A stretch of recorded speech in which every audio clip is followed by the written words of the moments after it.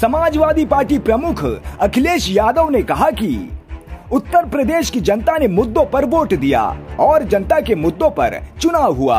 BJP की बड़ी हार यूपी में हुई है। उत्तर प्रदेश की जनता ने मुद्दों पर वोट दिया और जनता के मुद्दों पर चुनाव हुआ। जनता ने अपने मुद्दों पे मतदान किया और भारतीय जनता पार्टी की बड़ी हार उत्तर प्रदेश में हुई है। जहां सवाल सरकार बनाने का और न बनने का है, तो सरकारें बना करती हैं और सरकारें गिरा करती हैं। सरकार में बहुमत ना हो तो बहुत लोगों को खुश करके बनाई जाती है। जहां तक सरकार बनने का ना बनने का है, सरकारें बना करती हैं, सरकारें गिरा करती हैं। सरकार में बहुमत नहीं हो तो बहुत लोगों को खुश कर करके सरकार बनानी होती है।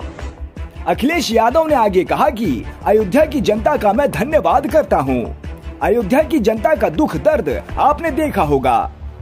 उन्हें उनकी जमीन का प्राप्त मुआवजा नहीं दिया गया, उनके साथ अन्याय किया गया, उनकी जमीन बाजार मूल्य के बराबर नहीं ली गई।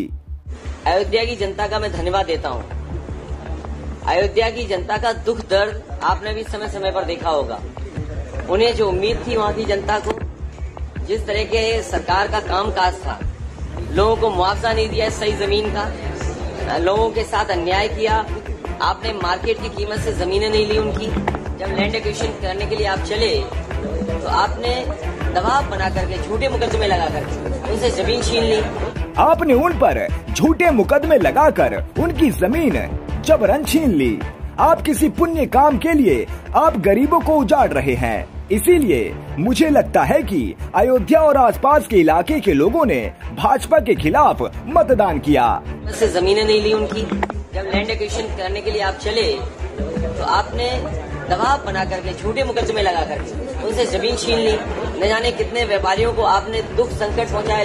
किसी पुण्य काम के लिए आप गरीबों को उजाड़ रहे हैं। तो इसीलिए मैं समझता हूँ अयोध्या और आसपास की जनता ने भारतीय जनता पार्टी के खिलाफ मतदान किया।